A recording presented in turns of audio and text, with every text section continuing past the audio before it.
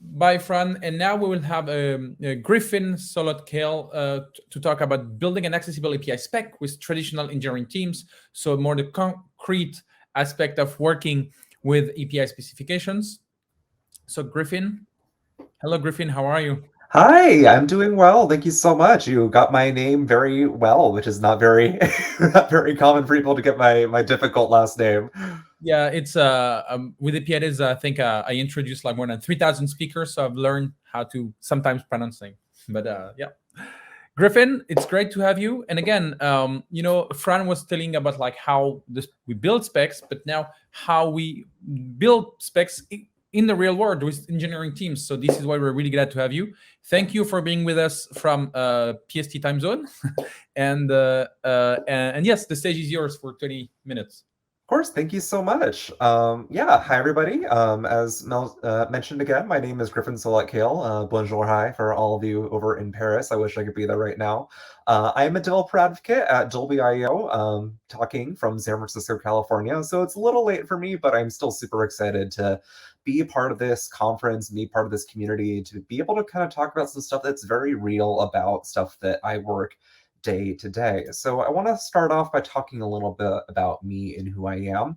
I work for Dolby IO, which is one of the divisions of Dolby Laboratories, where we're really trying to work on making a developer-first platform to make the audio visuals just as good as possible, where we have two main APIs. One is Media Enhancement Analysis Diagnostics Transcoding API, which is there to kind of take your existing APIs in media and make it all sound better, analyze what's going on, and kind of make it work the way it wants to, as well as some real-time communications APIs that allow you to kind of take your audio and visuals in a live sense and kind of take advantage of Dolby technologies. So I've been working as a developer advocate in kind of those APIs for the last 6 months, though overall I've been working for over 3 years in REST-based APIs. So I've spent a lot of time really kind of understanding what makes good documentation, a good user experience, a good workflow in terms of just kind of seeing what makes an API accessible or not, both from companies that I work at as well as other companies. And what I've found overall is that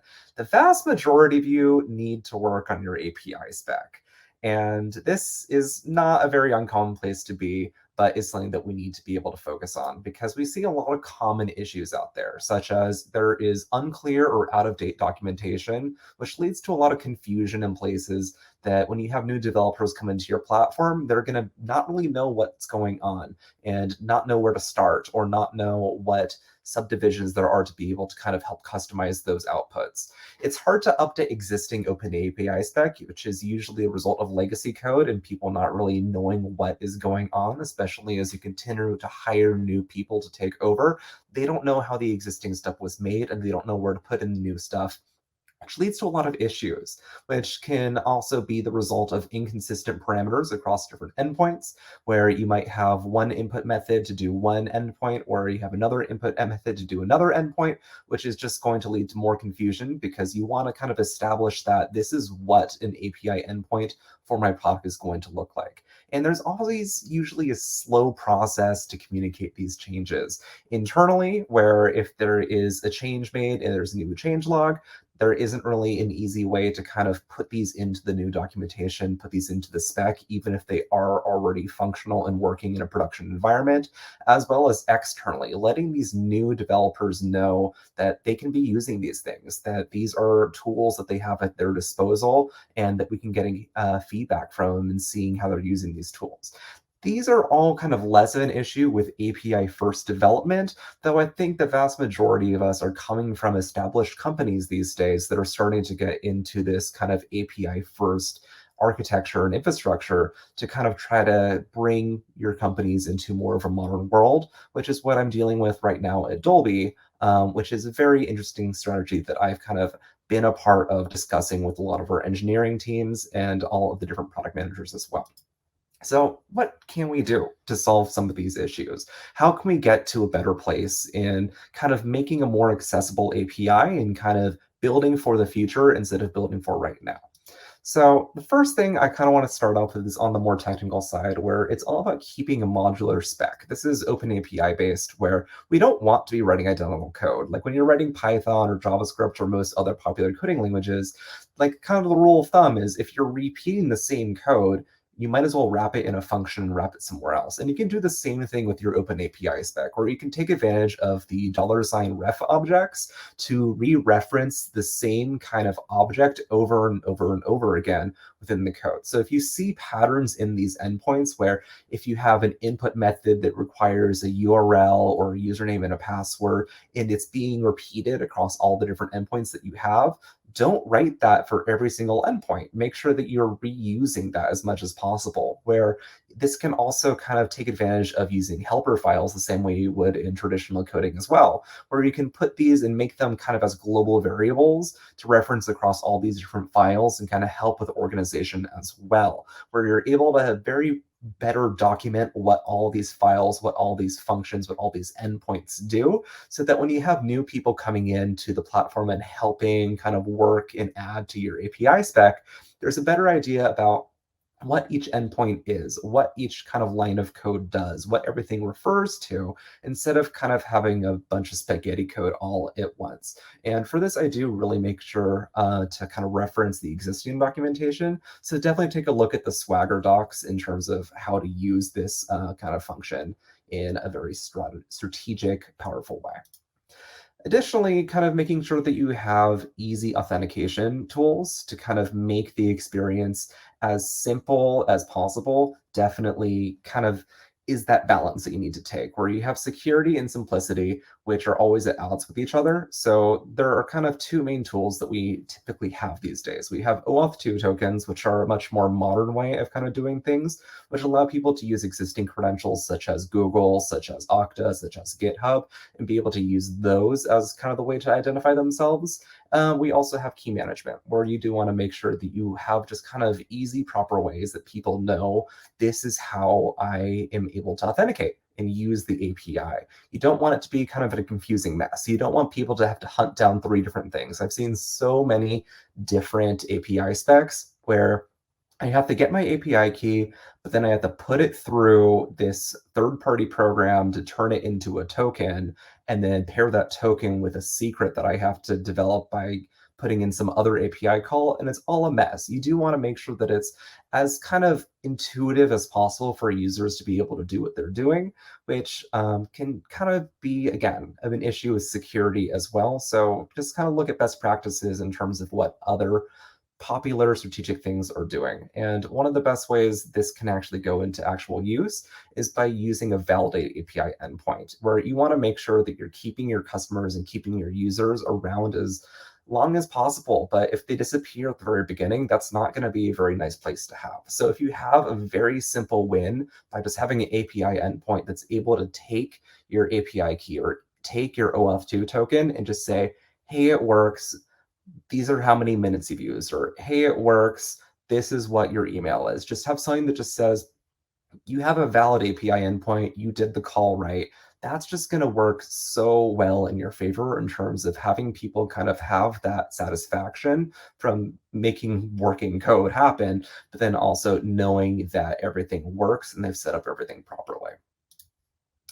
And this all kind of comes in line with the KISS mentality, also known as keep it simple, stupid, where you do want to make sure that it's as clear to be able to create an API call as possible, and also as clear to understand what the response is, what is going to be returning to you as possible as well, where you want to keep the expectations between all types of user levels kind of very expectation driven as well, where new users, you want to make sure that it's simple, easy to understand, they know what's going on, but advanced users are getting all the information that they actually need from the endpoint as well. Nothing's being hidden between too many layers, where to kind of do this, it's important to make sure that you're labeling and organizing the JSON responses well, but you can also encourage these people to use third-party tools like JQ, which is a way to take the JSON, which is usually just all in one single line of code with most API specs and the way that they output everything that's going on, and helps kind of structure it in a much more readable manner for kind of human eyes to be able to look at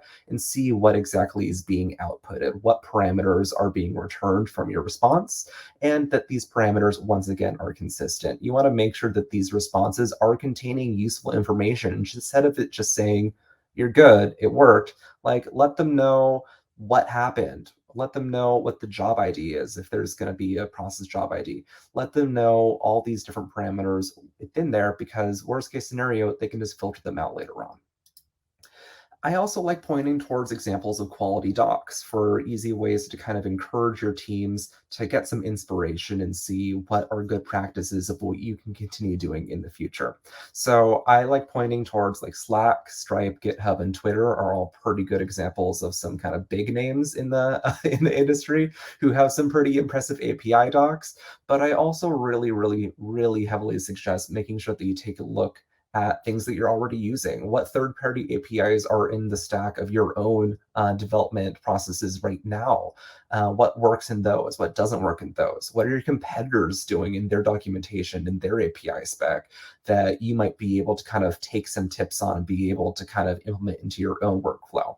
But also taking a look at what are previous employers doing? Like, you have people who have worked in the industry for a long time, what worked or what completely failed in other places that they have worked, as well as taking a look at your own internal documentation, the stuff that you only kind of keep to your own internal engineering eyes, and see, well, how much of this can we maybe share out to the public? Because, like, yes, you're going to have some confidential stuff no matter what, but if you can share it, why not be able to kind of expand that further and give people the power to kind of have control over the API, being a developer first kind of platform that you have?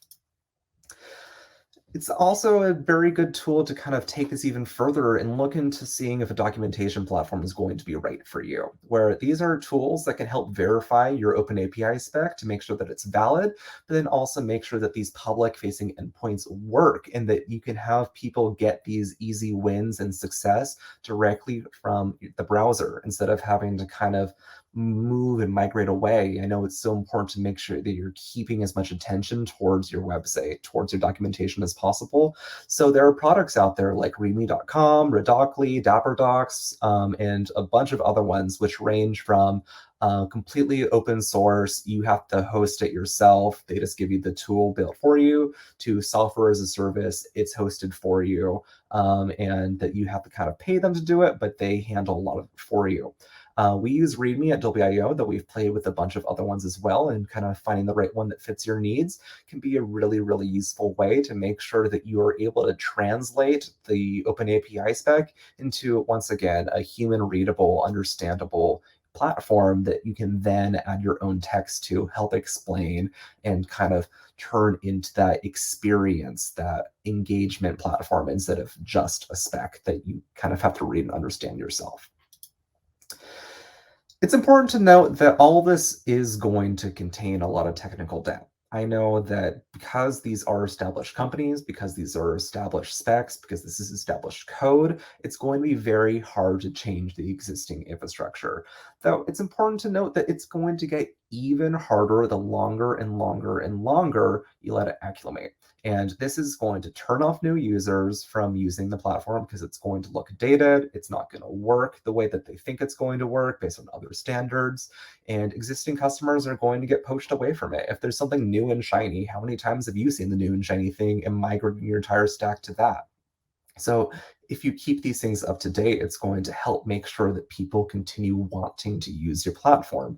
And in kind of a more technical state, it's also going to help out with things like security vulnerabilities. If you keep things turning and new and fresh more often, they get looked at more often, and you can make sure that things are keeping up to the new standards that keep on changing and the new vulnerabilities that keep on getting revealed as time progresses.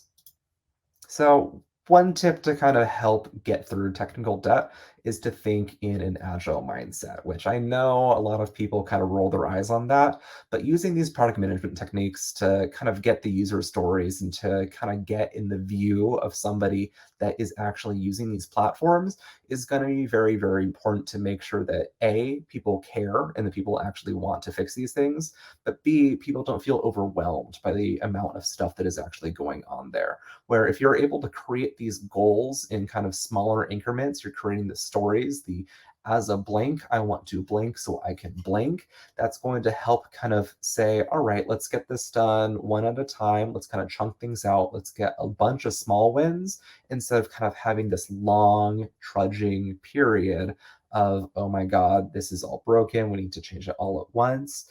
That is going to just kind of demoralize a bunch of your team and make it feel like nothing's ever getting done. If you're able to kind of chunk things out, figure out which ones have higher priorities or which wins are easier and quicker to do than others, it's going to really help make sure that this process goes a lot faster than it otherwise would.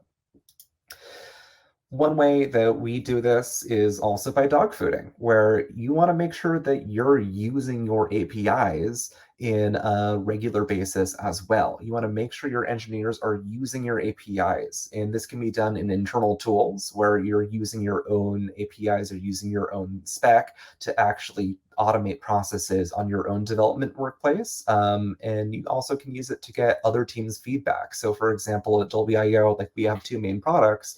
Why not see if we can get people from the other teams to check out other things? Because it's all internal anyway, but you're getting fresh eyes and fresh experiences from these developers, which also might then influence them to say, oh, this is what this team is doing that maybe we can implement on our side. I really like how they did that. Additionally, if you have a developer relations team, take advantage of us. We are meant to be the external developer's voice within the company. That's what we do. We're here, we're engineers, we're technically minded people, but we're trying to be that kind of communication cross point. But that also means that we're useful tools to say, hey, can you get our first set of eyes on this? Hey, can you check out and make sure this makes sense to me? What advice do you have for us building this new tool in the future? And this also can be expanded not only to people who work at the company, but if you have a bunch of trusted users already, whether they're customers that you have deep standing relationships with, if you have kind of ambassadors within your program that you trust as well, you can kind of give them an incentive to kind of give feedback and have some experiences talking to product managers and talking to the engineers who are working on these specs to get honest feedback about what is and what isn't working in terms of that user experience, in terms of how that spec is actually working. And this is all in addition to the automated testing that I hope you are all doing, making sure that these endpoints work in the first place, given what an ideal kind of area looks like. And if you're not already doing that, you should probably think about doing that. So an example of how we do this at Dolby is we have an enhanced API where we use this on every single audio project that we have by uploading a media project, whether it's a video or an audio file, to Box. And we have a function in integration within Box where we can enhance this with our API directly within there. This is a no-code solution, so we can just do it and see, hey, is this working? Hey, is our product actually doing the thing that we want it to do? And if it isn't, that's something that we need to bring up. That's something that we need to make a ticket about and see what's going on. And this doesn't have to just be done during Box, but it's a very kind of low impact way that people who aren't even technical can do. Though you can also just do it with Python, JavaScript, shell scripts, or anything as an alternative. And this also expands to the other API offerings that we have, like transcoding and mastering, though enhancing definitely is kind of one of the easiest kind of applications we have to that there. But on the communication side as well, this is something that we can use for video calls, where we can expose what the average user workflow looks like and see what the common use cases are. But it's so amazing whenever we go on kind of one of these excursions with developers and something weird happens live. There's a quirk that happens. There's like a weird behavior that happens. And I see developers' eyes just light up and get so excited and curious about what caused that, what happened, that they dig into the code and figure out what happened. And that never would have occurred at all if you didn't get these people to actually use the products that they were working on and start using it in kind of a regular instance, get them working with what's going on so that they feel empowered and encouraged to go do these things. So Everything I said is a work in progress. This is not a solution that I have fixed at all, and I hope none of you expected that I was going to fix everything all in one thing. But it's important to start working on it sooner rather than later so that you can kind of get the idea that this is always a living idea, a living workflow is going to be a very important thing to kind of keep up this behavior for the future.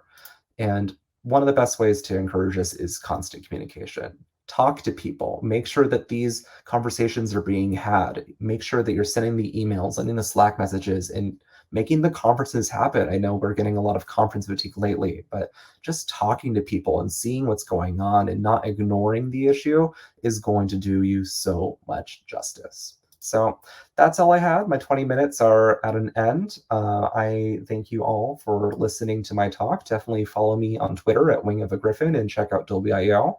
And I'd love to bring it up for any questions. Yeah, thank you very much, Griffin. We have a question. We have a comment from Tristan. We say that with his dev team, he have some days just to reduce the technical debt, like 2 days every month, just on maintaining the technical debt. So what's as a comment? And he says this is the worst that compared to do it every day. Just a comment. One question I have about the API specs building. So you engage the engineering team, but you see also a lot of teams for non-developers to produce API specifications. I don't know if you're familiar with them, but like, did you ever encounter to that? And at some point, is it easy to make to close the gap between non-developers and developers around API specifications?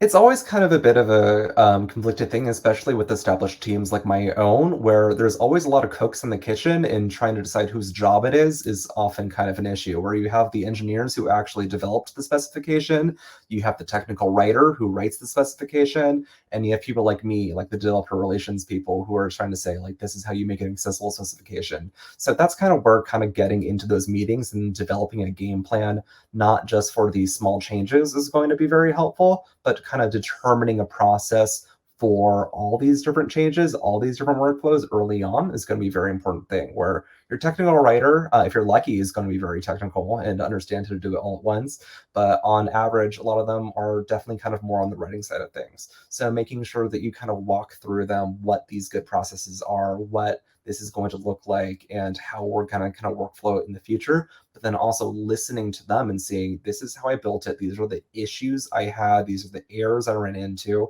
and kind of seeing these communication styles and seeing what happened there. Like, very vague answer, I know, but everyone's API spec's different. All the issues you're going to have are going to be very people-based in terms of kind of where you're going to run into the most problems, where the strengths and the weaknesses are going to lie. So kind of figuring that out and then developing a good game plan is definitely going to be my best suggestion there. Do you have other people than your team participating to your API specification? Other people, so are you saying like external people? Other people in the organization who try to contribute to the interface you produce? Yeah, so I technically am not somebody who is supposed to be writing my own API specification. Again, that's something that the technical writers are kind of somebody who are meant to do more. But as somebody who works with the API as my day-to-day job, I think that where voices should be heard and the voices should be valued if they're not already. So that's the conversation that I like to have all the time with our technical writers and with our engineers, and saying something like, this didn't really make sense to me. Is this the right place for it to be? How can we make this a little bit cleaner and more organized? And I, for the most part, have had very good responses. And kind of once you bring it up, they kind of go, oh, I never thought about it that way, but thank you for bringing it up. Like, I think that is something that we wouldn't have looked at because we expected the status quo to kind of be correct. But now that you bring it up, I completely agree with you. Yeah, sorry, my question was like, did the OpenAPI documents enabled more collaboration to be made from different teams or different roles? But I think you answered to that you as developer relation, technical writers, engineers, or other members of Dolby. Yeah. So it's definitely a collaborative effort between a lot of different positions and a lot of different kind of subdivisions of the department. Yeah, Griffin, it was great to have you. Thank you very much for being there with us so late in San Francisco. For our US event, we would love to have you in a more friendly time zone. Of course. Thank you so much for having me. Yeah, thank you. Have a good one.